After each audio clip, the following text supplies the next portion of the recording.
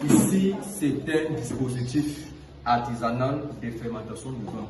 Et avec cet outil, n'importe qui à la maison peut fabriquer son vin. Du vin made in Cameroun by everyone, le processus d'obtention de la précieuse liqueur à la portée de tous.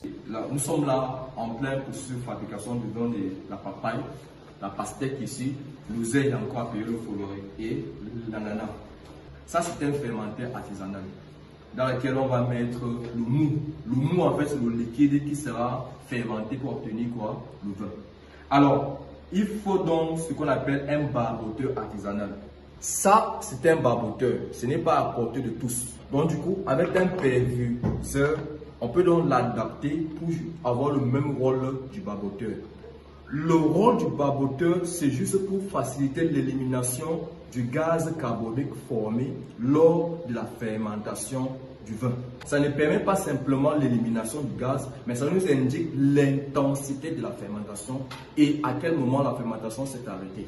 Après l'étape de la fermentation du vin, on passe à la maturation et la clarification. La qualité du vin est déterminée par la qualité de la maturation. Après la maturation, souvent, on peut faire la clarification. Nous avons plusieurs clarifiants naturels. Je vais vous surprendre. Est-ce que vous savez que le cuit est utilisé par certains artisans pour pouvoir clarifier le vin? Oui, oui. Tout à côté, c'est du pain à base de farine de blé qu'on va déguster. Après quelques jours de stage seulement, les élèves du collège agricole Bullier de sa maîtrise. Je vais commencer par mesurer 200 g de farine, ensuite 5 g de sucre. Ensuite, je vais mettre 2 g de levure, 2 g d'améliorant et 1 g de sel. Puis on va juste faire le mélange sans mettre de l'eau. Et on va mesurer 110 g d'eau. Au fur et à mesure, on va mettre l'eau dans le mélange et sur les trous, nous avons déjà. Puis on va détruire la pâte. Tout ceci passe par un parfait mastering des outils et process nécessaires à une transformation agroalimentaire qui respecte les normes. À la maison, nous avons besoin d'une balance. La balance permet de pouvoir mesurer le poids des ingrédients. Ça vous permet donc de pouvoir standardiser les quantités lors de vos productions. Le réfractomètre, ça permet de pouvoir mesurer le taux de sucre. On a un élément qui intervient énormément dans la conservation. Il s'agit du pH-mètre. Alors, le pH-mètre, c'est un outil qui permet de mesurer le degré d'acidité d'un produit. Un élément capital, précieux, qui intervient dans la conservation d'un produit alimentaire. Il s'agit du thermomètre.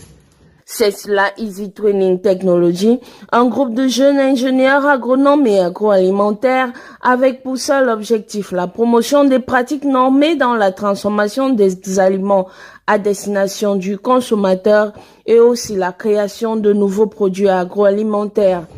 Alors, nous rendons accessibles les connaissances technologiques à des personnes qui sont allées à l'école ou à des personnes qui sont pas allées à l'école. Nous travaillons en partenaire avec plusieurs plateformes. Nous avons donc des collaborateurs qui travaillent à la norme, dont de temps en temps qui viennent former nos participants en ce qui concerne les normes concernant la fabrication des produits agroalimentaires. Donc nous rendons donc accessible donc ces informations-là, comment certifier un produit, comment analyser un produit dans les laboratoires agroalimentaires pour déposer le produit au marché.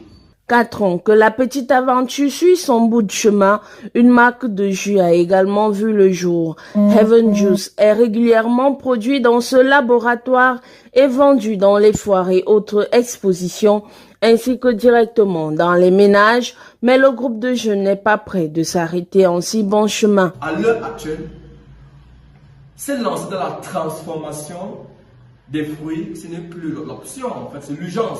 Tout simplement parce que quoi? Les fruits quoi? Pleurent. Et si les fruits pouvaient parler, ils devaient dire quoi? Sauvez-nous, sauvez-nous.